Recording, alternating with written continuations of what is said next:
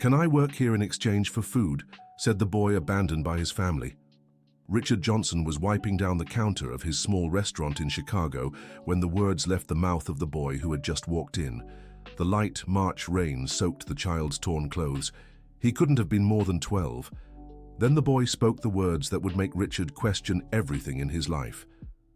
"Can I work here in exchange for food?" the boy asked, his voice trembling not just from the cold. Richard stopped what he was doing. At 52, he thought he'd seen it all in that little establishment on the east side of town. Home Flavors had been running for 15 years in the same spot, serving home-cooked meals to construction workers and neighborhood families. "Listen here, kid. That's not how things work," Richard replied, trying to keep his tone firm. "Where are your parents?" The boy lowered his eyes, and Richard noticed his hands shaking. It wasn't just the rain's chill. There was something deeper there. "They left me at the bus station 3 days ago. Said they were going to get something and would be right back," the boy murmured. "But they never came back." The words hit Richard like a punch to the gut. He knew that feeling of abandonment all too well. He'd experienced something similar years before when he lost his own son, under circumstances he'd rather not remember. "What's your name?" Richard asked, his voice softer now. "Matthew," the boy answered. "Matthew Wilson." Richard glanced at the clock on the wall. It was almost 9 at night, and he was about to close the restaurant. Mrs. Wilson, his only employee who worked that late, had left an hour ago. "Do you have anywhere to sleep tonight?" Richard asked, already dreading the answer. Matthew shook his head. "There's a square nearby where I've stayed these past 3 nights, but it's raining hard today." Richard sighed deeply. His first instinct was to call social services, but something in the boy's desperate gaze made him hesitate. There was a determination there that didn't match an ordinary street kid. "Do you know how to do anything in the kitchen?" Richard asked, surprising even himself. Matthew's eyes lit up for the first time. "Yes, sir, my mom taught me a lot before she—" He didn't finish the sentence. Richard made a decision that would change their lives forever. "All right, you can sleep in the storage room tonight. There are some old mattresses in there. Tomorrow, we'll talk more about this work arrangement." Dear listener, if you're enjoying the story, don't forget to like and subscribe to the channel. It really helps those of us just starting out. Now, continuing. The next morning, Richard arrived at the restaurant earlier than usual. He found Matthew already awake, sitting in the small backyard, gazing at the clear sky that had followed the previous night's rain. "Good morning," Richard said. "Sleep well?" "Better than in the square," Matthew replied with a small smile. Richard made breakfast for them both: bread rolls, butter, cheese, and coffee with milk. Matthew ate with a politeness that caught the older man's attention. "Listen, Matthew, I can't hire you officially, you understand? You're underage and—" "I understand, Mr. Johnson," Matthew interrupted. "I just need a place to stay and some food. I can help with whatever you need." Richard studied the boy more closely. Despite his dirty, torn clothes, there was something refined in his manners, the way he held his fork, chewed slowly, wiped his mouth with the napkin.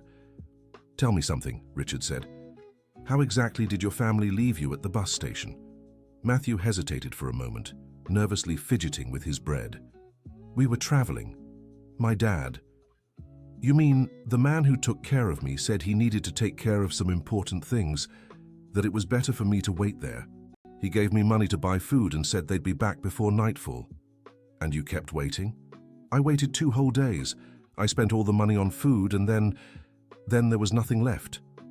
Richard noticed Matthew avoided giving details about his family. There was something odd about how he referred to his father as the man who took care of me. "Where did you live?" "Different places," Matthew answered vaguely. "We moved around a lot." Mrs. Wilson arrived at 7 in the morning, as she always did. She was a 65-year-old woman who had worked at the restaurant for 10 years. A widow with no children, she treated Richard as if he were her own son. "Richard, who is this child?" she asked, surprised to see Matthew helping set up the tables. "It's Matthew. He'll be staying with us for a while," Richard replied. "He needs help." Mrs. Wilson was known for her sharp intuition. She studied Matthew with curiosity, noticing the same details Richard had observed. "Polished boy," she murmured. Doesn't seem like he grew up on the streets. Throughout the morning, Matthew showed an impressive willingness to help. He swept the floor, arranged the chairs, wiped down the tables. But what really surprised Richard was when the boy offered to help in the kitchen. "Can I season the beans?" Matthew asked. Richard and Mrs. Wilson exchanged glances. Seasoning beans wasn't exactly a skill you'd expect from a 12-year-old. "You know how to season beans?" Mrs. Wilson asked. "Yes, and I can make pasta, stroganoff, even risotto if needed." Richard nearly dropped the pot he was holding. "Risotto? Where did you learn to make risotto, boy?" Matthew flushed and lowered his eyes. "The woman who took care of me before liked different kinds of food. She taught me." "What woman?" Richard pressed. "It's complicated," Matthew mumbled. "Can I just help in the kitchen, please?" Richard decided not to push the matter, at least for now. He let Matthew season the beans and watched. The boy added bay leaves, cumin, garlic, and onions with a precision that even impressed Mrs. Wilson. Lunch was a success. The regular customers praised the food's flavor, especially the beans. Richard didn't mention they'd been seasoned by a 12-year-old. In the afternoon, when business slowed, Richard decided to try a different approach with Matthew. "Sit here with me," he said, pointing to a table at the back of the restaurant. "Let's talk properly." Matthew obeyed, but Richard could sense his tension. "You don't have to be afraid of me," Richard said gently. "I just want to understand your situation so I can help you better." "You're not going to turn me over to social services?" Matthew asked, eyes wide with fear. "Why are you afraid of social services?" Matthew didn't answer right away. He fidgeted with his hands, clearly wrestling with something inside. "They took me before," he finally said. "It was bad." "How was it bad?" "There were too many kids, not enough food, and the adult—" He stopped, trembling. Richard's heart clenched. Something was very wrong with Matthew's story. "Listen, Matthew. You can stay here for now, okay? But I need you to be honest with me. If someone hurt you, I need to know." Matthew held Richard's gaze for a long moment. There was a maturity in his eyes that didn't match his age. "Do you promise you won't send me away?" "I promise. The family that took me from the other place, they said I was their son now. But then they found out I had a problem and didn't want me anymore." "What kind of problem?" Matthew lifted his shirt, revealing a small but visible scar on his chest. "I had to have heart surgery when I was little. The doctors said I might need more surgeries when I get older. They got scared about the expenses." Richard felt a wave of anger rush through his body. How could someone abandon a child because of a medical condition? "So that's why they left you at the bus station. They said they were taking me to meet some relatives, but they actually left me there and drove away. I heard them talking in the car before. They said it was better this way." Matthew's story was getting more and more complicated. Richard realized there were layers upon layers of pain in that boy's life. "How did you end up with this family?" "That's what I don't really understand," Matthew replied, confused. "I remember being in a place with other kids. Then some adults came and said I'd live with a new family. But they never really explained where I came from before that." Richard was starting to suspect Matthew had been a victim of some kind of irregular adoption, maybe even illegal. But he didn't want to push the boy with more questions right then. "All right, enough serious talk for today," Richard said. "How about you teach me how to make that risotto, you know?" Matthew's face lit up again. "Really?" "Of course, but only if you promise to keep being honest with me." "I promise." That afternoon, Richard watched in awe as Matthew prepared a chicken risotto that rivaled the best restaurants in town. The boy worked with a focus and skill that were impressive for his age. "Where exactly did you learn this?" Richard asked as he watched Matthew stir the rice to perfection. "The lady who took care of me before loved to cook. She said cooking was like making art, that you had to put love into every dish." "What was her name?" Matthew hesitated. "Mrs. Thompson. She was really good to me. But then she left, and I stayed with her husband, and he didn't like me much." Richard was starting to piece things together in his mind. It seemed Matthew had been through several different situations, none of which ended well. "Did her husband treat you badly?" "He drank a lot, and when he drank, he got angry. said I cost too much money, that I wasn't really his son. Richard wanted to find that man and settle the score, but he held back. Matthew needed support, not more violence in his life. Well, now you're here, and here you're welcome, Richard said, placing a hand on the boy's shoulder. Matthew's first week at the restaurant flew by. He showed a dedication to work that impressed all the staff. He arrived early, helped wherever he could, and never complained. Mrs. Wilson had grown fond of the boy.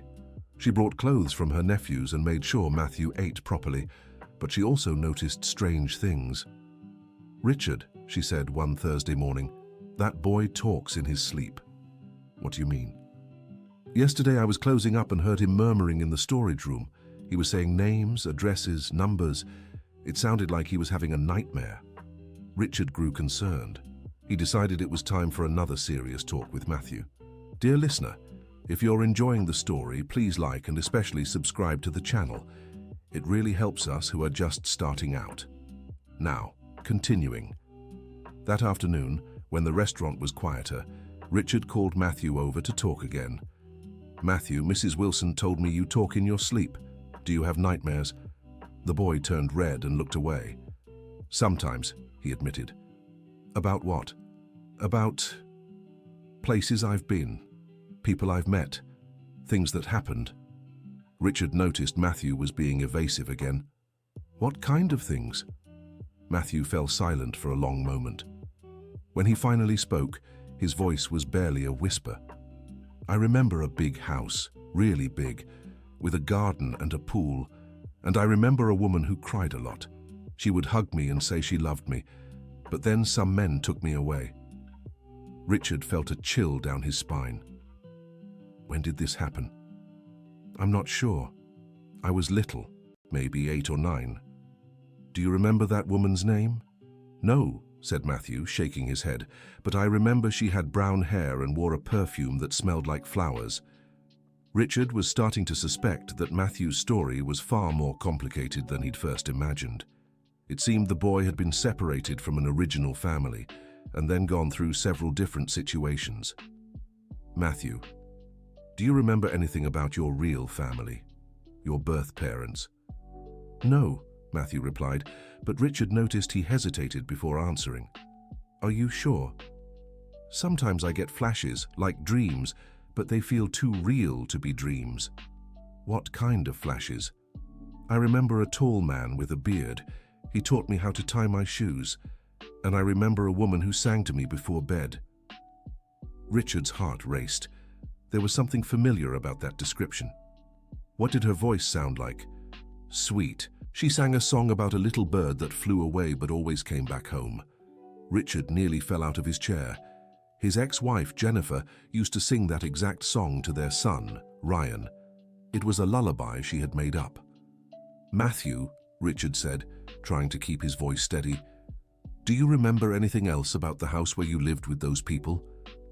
"There was a big tree in the backyard, and the man owned a restaurant." Richard felt the world spinning around him. It couldn't be possible, but the coincidences were piling up in a disturbing way. "What kind of restaurant?" "I don't remember well, but I remember he always smelled like food when he came home."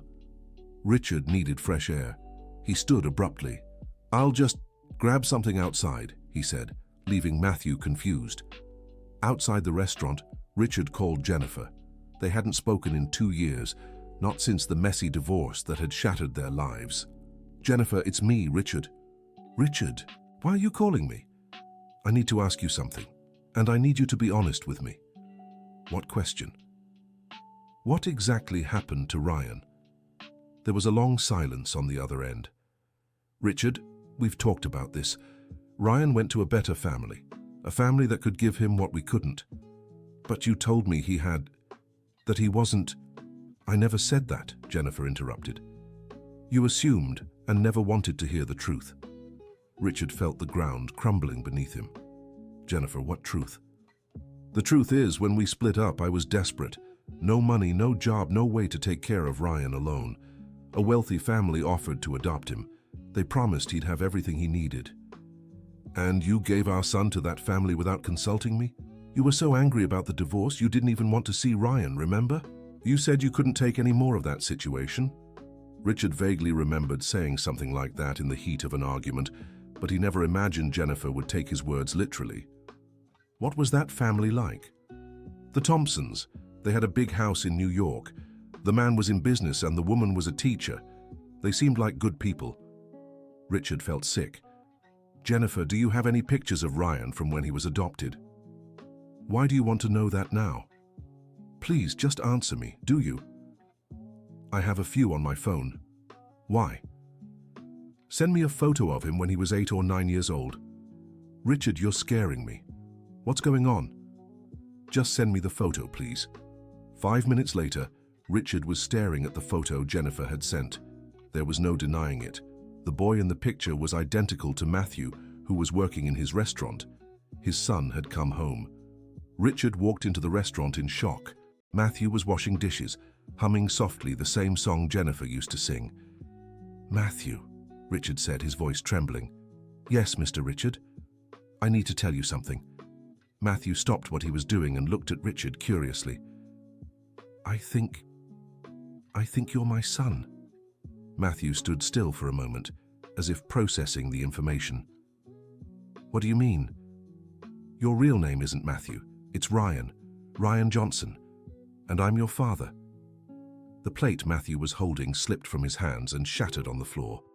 That can't be true, he murmured. It is. Your mother's name is Jennifer. She gave you up for adoption when you were 8 because we were separating, and she thought it would be better for you. Ryan began to tremble. You abandoned me, he said, tears in his eyes. You abandoned me, and now you want to pretend you care. I didn't know, Richard shouted. Your mother told me you were fine, that you were with a good family. I never knew they left you at the bus station.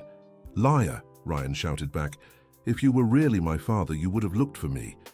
The boy ran out of the restaurant, leaving Richard devastated. Mrs. Wilson, who had watched the whole scene, approached Richard. Go after him, she said simply. Richard found Ryan sitting in the square where he had slept those first few nights. The boy was crying, hugging his knees. Ryan, Richard said gently, sitting beside him. Don't call me that, the boy replied without looking at him. That name brings back bad memories. What kind of memories? When the Thompsons called me Ryan and then said I was a problem, that I cost too much money, that they regretted adopting me. Richard's heart broke. They treated you badly? Not at first. Mrs. Thompson was kind to me. She taught me how to cook, took me out. But then she got sick, and her husband started drinking. Then everything changed. How? He said I wasn't really his son, that I was just a burden. And when Mrs. Thompson needed expensive treatment, he said he couldn't spend money on me too. Richard clenched his fists in anger. Was that when they left you at the bus station? No, before that they took me somewhere else. A bad place with lots of kids. No one cared if we ate or not, if we were okay or not. How did you get out?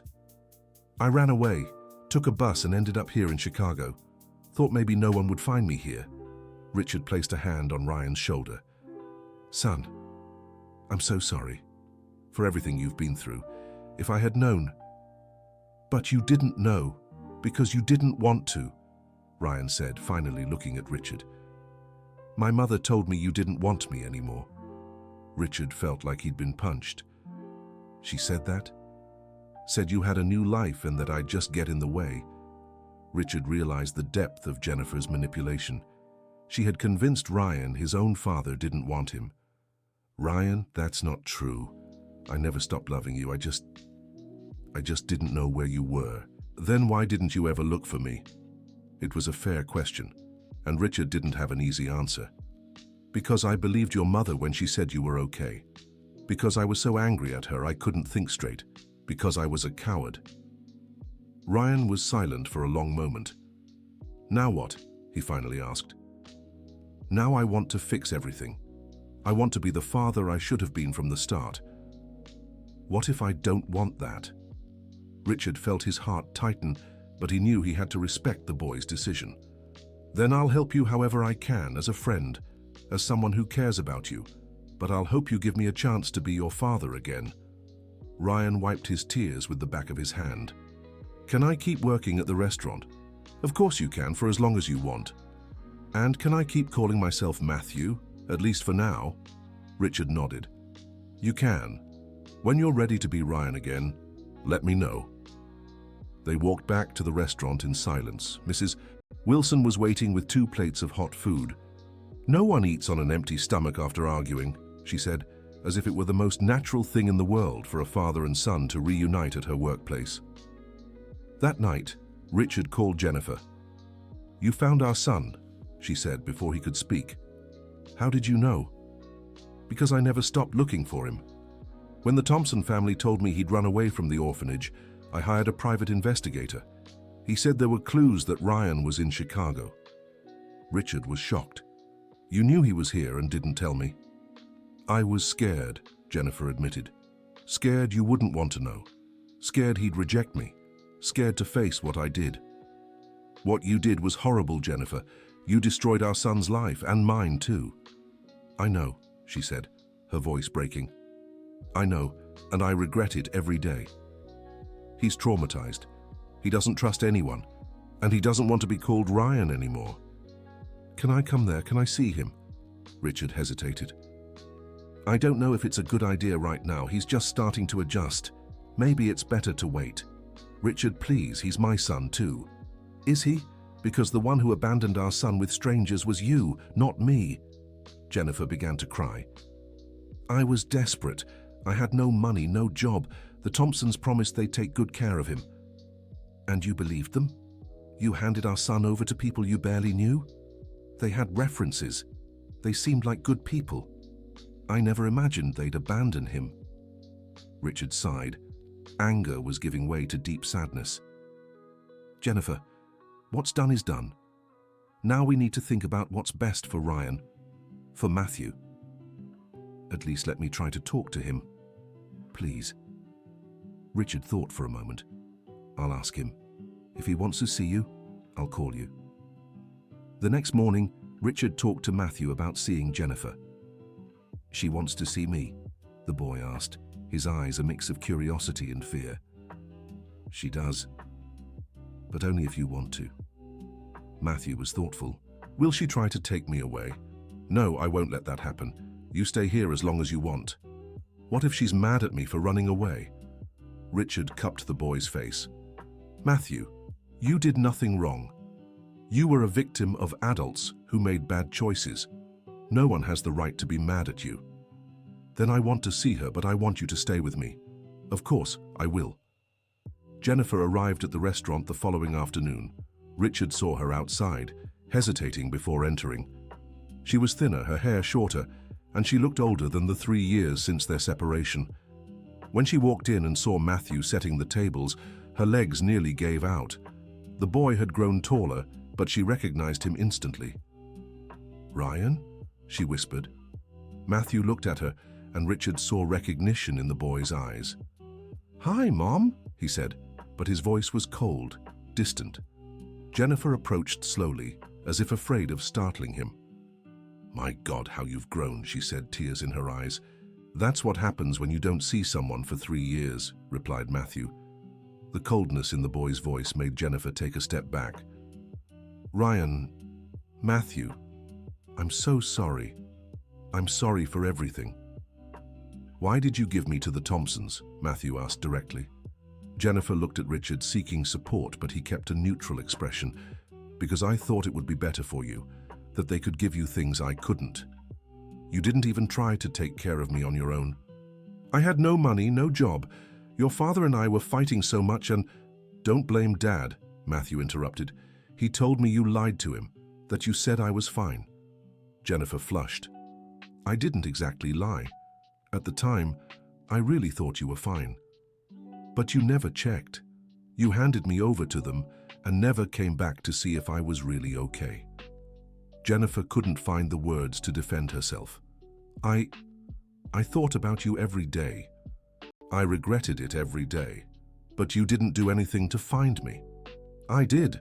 When I heard you ran away from the orphanage, I hired a detective. I was looking for you. Matthew seemed surprised by this. Is that true?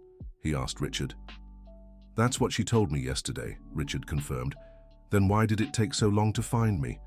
Jennifer sighed. Because you're smart. You changed your name, stayed away from obvious places, and I had few leads. Matthew fell silent for a moment, processing the information. What do you want now? He finally asked. I want to ask for your forgiveness, and I want to try to be your mother again, if you'll let me. I don't know if I can trust you, Matthew said honestly. I understand, but I want to try to earn your trust back. Richard decided to step in. Matthew, why don't you show your mother how you learned to cook? She always loved cooking. Matthew hesitated, but then nodded. I can make that risotto you taught me, he said to Richard. As Matthew cooked, Jennifer and Richard spoke quietly. He's different, Jennifer said. More mature, more sad. He's been through a lot, Richard replied. The Thompsons abandoned him at the bus station when they found out he has a heart condition. Jennifer paled. What heart condition? He had surgery when he was little. He'll need medical care for the rest of his life. My God, Jennifer murmured. And the Thompsons abandoned him because of that. Because of the expenses that would come. Jennifer began to cry. I gave my son to monsters. They weren't monsters at first, Matthew said, overhearing the conversation. Mrs. Thompson was good to me. But when she got sick and her husband started drinking, everything changed. Matthew, I never imagined, Jennifer began. You never imagined because you never wanted to know, he interrupted. You handed me over and washed your hands of it. The words were harsh, but Richard could see Matthew needed to say them. You're right, Jennifer admitted. I was selfish. I thought about myself, my difficult situation, and didn't think properly about you. And now? What's changed? Jennifer thought for a moment. Now I know being a mother isn't about giving your child material things. It's about being there. It's about fighting for them even when things get hard. And you're willing to do that? I am, if you'll give me a chance. Matthew served the risotto for the three of them. They ate in silence, each lost in their own thoughts. The risotto is delicious, Jennifer finally said. Mrs. Thompson taught me, Matthew replied. She said cooking was a way to show love for people. She was right, Jennifer said, and I can see you put a lot of love into this dish. For the first time since Jennifer had arrived, Matthew smiled. I can teach you other recipes too, if you'd like. I'd love that, said Jennifer, tears in her eyes. Dear listener, if you're enjoying the story, don't forget to like and especially subscribe to the channel. It helps us a lot as we're just starting out. Now continuing. In the weeks that followed, Jennifer began visiting the restaurant regularly. At first, Matthew still kept some distance, but gradually he started opening up. Richard watched the interactions between mother and son with mixed feelings. On one hand, he was happy to see Matthew reconnecting with Jennifer. On the other, he still felt anger toward her for the choices she had made. You need to forgive her, Mrs. Wilson said one afternoon after Jennifer had left. Why? Asked Richard. Because Matthew needs to see that forgiveness is possible. If you don't forgive Jennifer, how will he learn to forgive you for not going after him? Richard knew Mrs. Wilson was right, but forgiving wasn't easy. She destroyed our family, he said, and now you have the chance to build a new one, stronger than before. That night, Richard had a long talk with Matthew. How are you feeling about your mom's visits? He asked. Confused, admitted Matthew. On one hand, I miss her. On the other, I'm still mad at her. That's normal. Are you still mad at her? Richard hesitated. I am. But Mrs. Wilson told me maybe it's time to try forgiving. Do you think you can? I don't know.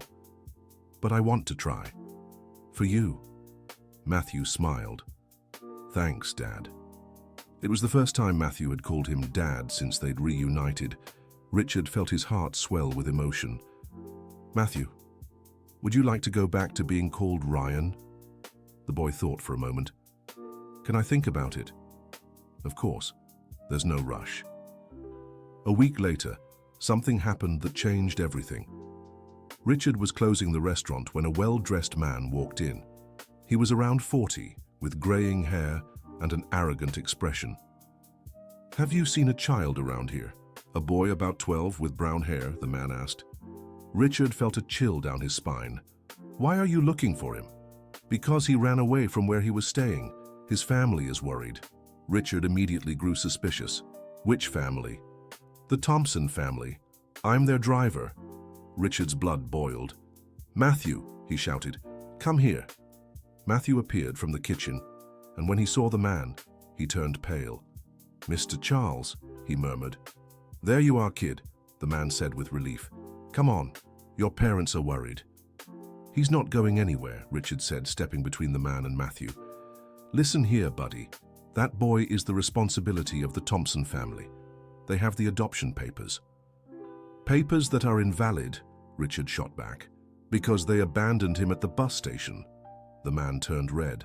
That's a lie. The boy ran away. You're the liar, Matthew said, finding his courage. I heard Mr. Thompson talking to his wife. They said they were leaving me at the bus station and that it was for the best. Eavesdropping on adults? Rude little brat? Rude, nothing, Richard cut in. And now you're going to leave my establishment before I call the police. You can't keep that child. He has expensive health problems. You can't afford to take care of him. Richard stepped closer to the man. I'm his biological father, and I have every means to care for my own son. The man seemed surprised by this. Biological father? That's right. Now get out before this gets ugly. The man hesitated, but finally left the restaurant. They'll be back, Matthew said, trembling. Let them come, Richard replied. They're not taking you. That night, Richard called a lawyer he knew. Dr. Williams, I need your help. It's about my son. The lawyer, Robert Williams, was a 60-year-old man who had helped Richard with legal matters for the restaurant. Tell me everything, he said. Richard explained the whole situation. The lawyer listened silently, taking notes. This adoption was irregular, Dr. Williams finally said. If you didn't formally consent, and if there's evidence of abandonment, we can easily reverse it. What kind of evidence? The boy's own testimony, witnesses who can confirm he was living on the streets, and most importantly, proof that you never gave up your parental rights. What if the Thompsons try to keep him by force? They have no legal grounds for that, especially after abandoning the child. Richard felt more at ease. At least legally, Matthew was safe. But the peace didn't last long. 2 days later, a social worker showed up at the restaurant.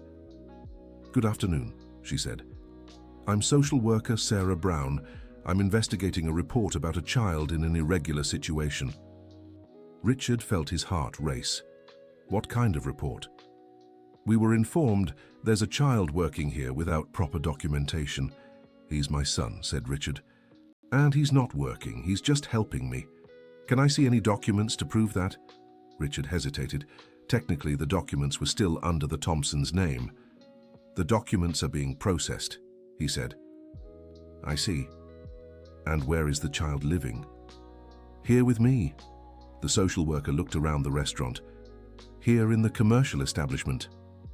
Temporarily, yes, until I find a proper place. I need to speak with the child. Matthew appeared from the kitchen, clearly nervous. Hi, he said softly. Hello, sweetheart. What's your name?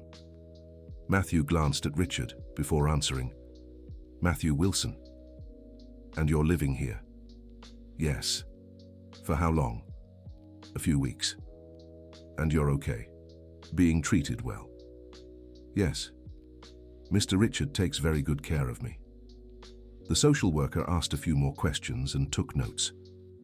Mr. Richard, she finally said, I'll need you to resolve this situation quickly. A child can't live in a commercial establishment indefinitely. I understand. How much time do I have? 1 week.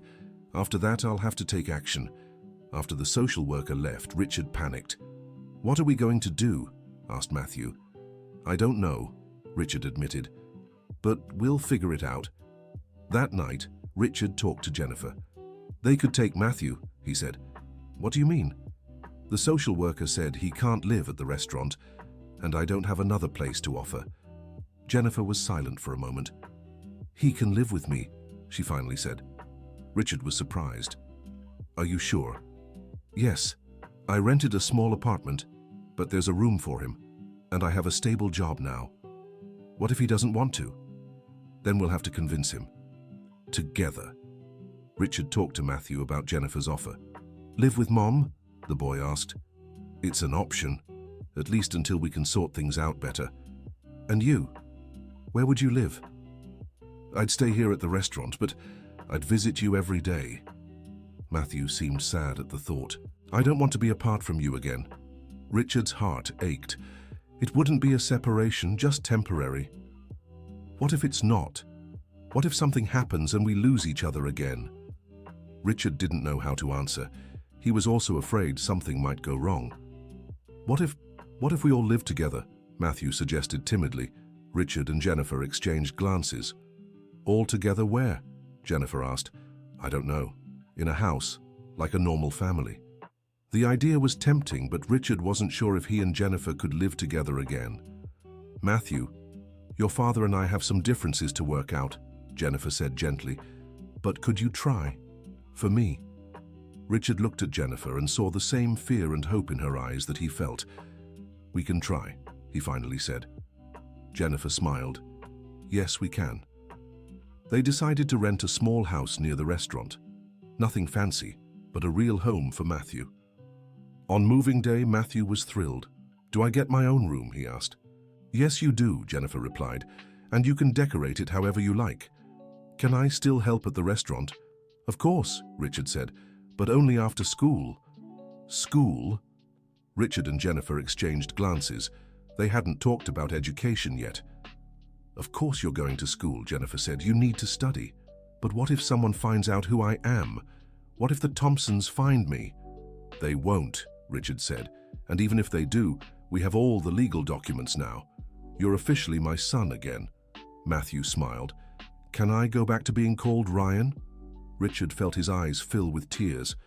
Of course you can, son. Ryan Johnson again. Ryan Johnson again. The new house was small but cozy. 2 bedrooms, a kitchen, a living room, and a tiny backyard where Jennifer planted some herbs for cooking. Adjusting wasn't easy. Richard and Jennifer had to relearn how to live together, and Ryan had to get used to having a family again. The first few weeks were tense. Richard and Jennifer argued over little things, and Ryan grew anxious whenever voices were raised. Are you going to split up again? He asked one night after a fight about money. No, Richard said firmly. We're going to learn how to handle our problems without fighting. How? By talking like civilized adults. Jennifer nodded. Your father's right. We made a lot of mistakes in the past, but this time will be different. Gradually, things improved. Richard and Jennifer set ground rules, and Ryan began to feel more secure. Starting school was another challenge. Ryan was behind due to the unstable life he'd led. He's very bright, his teacher, Mrs. Rose, said after the first few weeks. But he needs extra help to catch up. Richard and Jennifer took turns helping Ryan with his studies. Jennifer was better at English and history, while Richard helped with math. How's school going? Richard asked one afternoon at the restaurant. Good, I even made a friend, Jack. That's great. And how's living with both of us? Ryan thought for a moment. Weird, he admitted. But good. It's nice to have a real family again. Even when we argue? Even then. It's better than being alone. Richard smiled. We're trying to argue less. I know. And it's working. 6 months after reuniting, the Johnson family had found their rhythm. Ryan was doing well in school, the restaurant was thriving, and Richard and Jennifer had learned to relate to each other more maturely. But challenges remained. One Thursday afternoon, Ryan came home from school visibly upset. What happened? Jennifer asked. There was a man at school asking about me, Ryan said nervously. Richard's blood ran cold. What kind of man? The principal said he claimed to be a relative, said he was looking for a boy who'd gotten lost from his family. The Thompsons, Jennifer murmured. They won't give up, Richard said angrily. What do we do? Richard grabbed the phone and called Dr. Williams. Doctor, they're trying to take Ryan from school. Calm down, Richard. What exactly happened? They're pretending to be relatives, saying that he got lost. This is an attempted kidnapping. I'm calling the police right now. What if they manage to take Ryan before the police arrive? They won't. I'll instruct the school not to release the boy to anyone but you. Dr. Williams went to the school personally, and spoke with the principal. She assured him Ryan would be safe, but suggested the family seek a restraining order against the Thompsons. "Is that possible?" asked Richard. "Absolutely. They've already committed child abandonment, and now they're attempting kidnapping. Any judge would grant that order." The process was quick. Within a week, the family had a court order prohibiting any member of the Thompson family from approaching Ryan, but the feeling of unease remained. "What if they ignore the order?"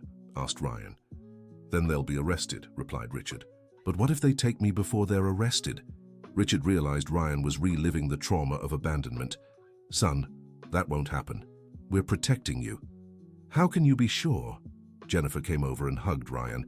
"Because now we know where you are. Because now we have legal documents, and because now we won't let anyone take you." "Promise?" "I promise," said Jennifer. "I promise too," said Richard. 2 weeks later, the Thompsons' driver showed up at the restaurant again, but this time Richard was prepared. "You're violating a court order," said Richard, showing him the document. The man turned red. "This isn't over," he said. "Yes, it is," Richard replied. "And if you come back here again, I'm calling the police." The man left, but Richard knew the trouble wasn't over. That night, he talked to Jennifer. "I think we should move," he said. "Where to?" "I don't know. Maybe to another state. Start a new life where no one knows us," Jennifer thought for a moment. "What about the restaurant? I can sell it and open another one somewhere else. And Ryan, he's settling in well here. He has friends at school." Richard sighed. There were no easy solutions. "I'll talk to him, see what he thinks." Ryan was torn when they told him the idea. "I like it here," he said. "But if the Thompsons won't leave me alone?" "It's a tough decision," Richard admitted. "Why do we have to run away?" Ryan suddenly asked. "Why can't they just leave us alone?" It was a fair question, and Richard didn't have a good answer. "Because some people don't know when to stop," said Jennifer. "But it's not fair." "It isn't," Richard agreed. "But sometimes life isn't fair." Ryan grew thoughtful. What if we talk to them? Explained that I'm fine, that I'm happy here." Richard thought the idea naive, but Jennifer seemed interested. "Do you think they'd listen?" "I don't know," Ryan admitted. "But at least we'd have tried." Dr. Williams thought the idea risky. "They could use this meeting to try something," he warned. "What if it's in a public place with legal protection?" Jennifer suggested. The lawyer thought for a moment. "We could arrange a meeting at my office, with witnesses, and make it clear it's just for talking, not negotiating." They decided to try. The meeting was set for Friday afternoon. Richard, Jennifer, and Ryan arrived early at Dr. Williams's office. The Thompsons came with their own lawyer. Mr. Robert Thompson was a bald 50-year-old man with an arrogant expression. Mrs. Helen Thompson looked older and frail, clearly ill. Ryan tensed when he saw Helen. "Mrs. Thompson," he murmured. "Ryan, my dear," she said, tears in her eyes. "How you've grown." "Are you sick?" Ryan asked, noticing her pallor. "Yes, my love, but I'm getting better." Richard observed the interaction carefully. It was obvious that Ryan had affection for Helen, but he seemed uncomfortable with Robert's presence. "Ryan," said Robert, "we came to get you. We're so sorry about that misunderstanding at the bus station." "Misunderstanding?" Richard exploded. "You abandoned a child." "We didn't abandon him," Robert replied. We needed to sort out some financial issues and thought it would be temporary." 3 days at the bus station is temporary?" Jennifer asked. Helen began to cry. "I didn't want to," she said. "I told Robert it was wrong, but he said we had no choice." "Shut up, Helen," Robert muttered. "No," she shouted. "I won't stay quiet. This boy didn't deserve what we did to him." Ryan looked at Helen in surprise. You didn't want to leave me there?" "Never, my dear. You were always like a son to me." Robert turned red. "Helen, you're not well. You don't know what you're saying." "I do, and I can't carry this guilt anymore." Helen turned to Ryan. "My love, I'm so sorry. So very sorry. Robert said we couldn't take care of you anymore because of the medical expenses, but I never agreed to abandon you." "Then why didn't you come back for me?" Because Robert said you had run away, that you didn't want to live with us anymore. Ryan glared at Robert. That's a lie. I never ran away. You left me there. Robert stood up. Enough. Helen, we're leaving, and the boy is coming with us. He's not going anywhere, Richard said, also standing. He's my adopted son. Was, corrected Dr. Williams. The adoption was annulled due to abandonment. That's a lie. Dr. Williams showed the documents. It's all here, legal and official. Helen approached Ryan. My dear, are you happy now? Ryan nodded. I am. I have my family back. Then that's what matters, Helen said, turning to Robert. He's happy, he's well cared for. We have no right to disturb him. Helen. No, Robert. We've already done enough harm to this child. Helen knelt in front of Ryan. Will you forgive me? She asked. Ryan hesitated for a moment, then hugged her. I forgive you. You were always good to me, Helen cried in the boy's arms. Thank you, she whispered. Robert, seeing he had lost, stormed out of the room, slamming the door. Helen slowly stood up. I'm divorcing him, she told Richard and Jennifer, and I'll make sure he never bothers you again. Are you sure? Jennifer asked. I am. It's time to do what's right. Helen said goodbye to Ryan with one last hug. Be happy, my dear. You deserve it. After she left, Ryan grew thoughtful. Was she serious? He asked. I think so, Dr. Williams replied, and even if she wasn't, you have legal protection now. In the following months, Helen kept her promise. She divorced Robert and even sent Ryan a few letters, always respecting his new life. Robert, on the other hand, disappeared completely. Dr. Williams found out he had moved to another state, possibly to escape debts. The Johnson family finally found peace. Ryan, now 13, was doing very well in school. His grades were excellent, and he had become popular among his classmates. At the restaurant, he still helped out in his free time, but now as the owner's son, not as an abandoned child looking for food. Richard and Jennifer had learned to be partners in raising their son. They hadn't reconciled romantically, but they built a strong friendship based on their shared love for Ryan. Are you happy? Richard asked Ryan one night as they closed the restaurant together. Very, Ryan replied. Sometimes it doesn't even feel real. What doesn't feel real? To have a family, to have a home, not having to worry about where I'll sleep or if I'll have food. Richard felt his heart tighten as he remembered everything his son had been through. You'll never have to worry about that again, he promised. I know, said Ryan, and you know what's the best part. What? Knowing that if something happens, you'll come looking for me. You won't give up on me. Never, said Richard, hugging his son. Never again. A year after their reunion, the family decided to expand the restaurant.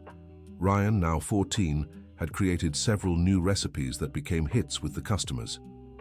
I think we should give Ryan an official stake in the business, suggested Jennifer. He's still underage, Richard reminded her, but we can put it in a trust for when he turns 18. Ryan was moved by the proposal. You'd do that for me? Of course, said Richard. This restaurant only exists today because of you. You're the one who brought luck back into our lives. It wasn't luck, said Ryan. It was love. Jennifer wiped away a tear. You're right. It really was love. The new restaurant opened 6 months later. Home Flavors and Son was bigger, more modern, but kept the cozy atmosphere that had drawn their original customers. At the opening, all the old staff, regulars, and even Helen, who had become an occasional visitor, were there. I'm so proud of you, Helen told Ryan. You've grown into a wonderful young man. Thank you, Ryan replied, and thank you for teaching me how to cook. That's what saved me. No, said Helen. What saved you was your heart, your ability to love after everything you'd been through. Mrs. Wilson, now 70, still worked at the restaurant and had become like a grandmother to Ryan. Remember when you first showed up here? She asked. A skinny boy in torn clothes, asking for work in exchange for food? I remember, said Ryan. Feels like yesterday and a lifetime ago at the same time. And now look at you, part owner of the restaurant, doing well in school, with a family who loves you. It's like a dream, Ryan admitted. "It's no dream," said Mrs. Wilson. "It's real life. What happens when good people find each other?" That night, after all the guests had left, Richard, Jennifer, and Ryan were alone in the restaurant. "Do you think I was really meant to be your son from the start?" Ryan suddenly asked.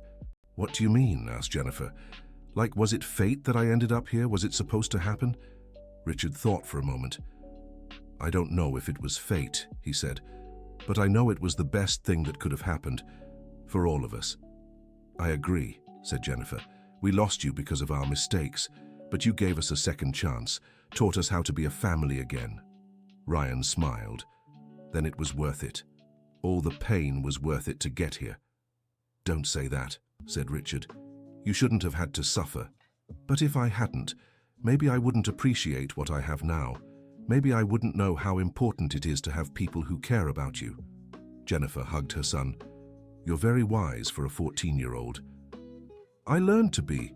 In life, sometimes you have to grow up fast. But now you can be a kid again," said Richard. "Just worry about teenage things. School, friends, soccer. And cooking," Ryan added, laughing. "And cooking," Richard agreed. 2 years later, Ryan was preparing to start high school. He decided he wanted to study culinary arts professionally. "Are you sure?" asked Jennifer. "You're still young.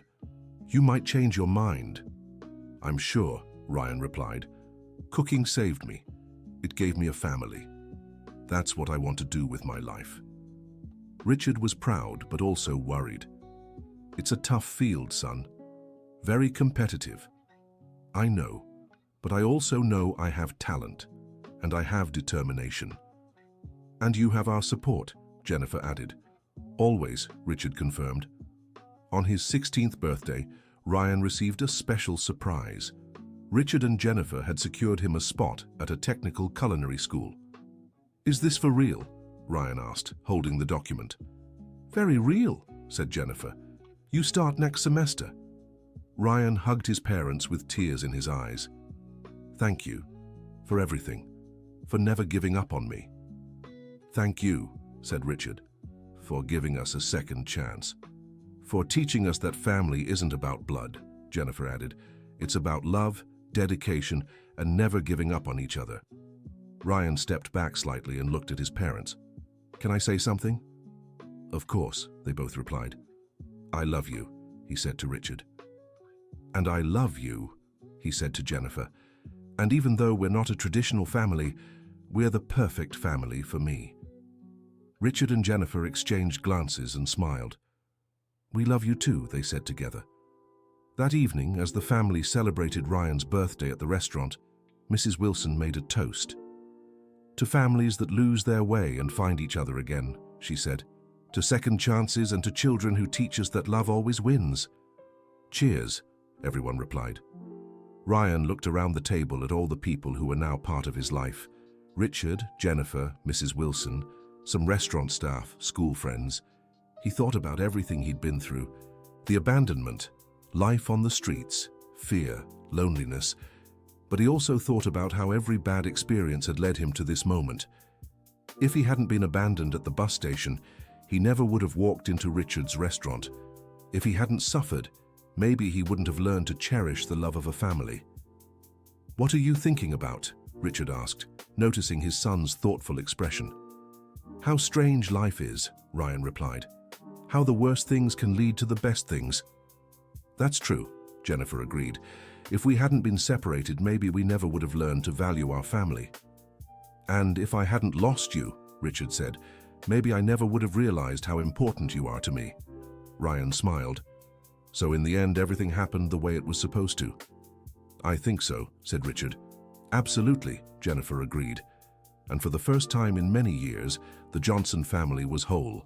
Not because there were no problems, but because there was enough love to face any problem together.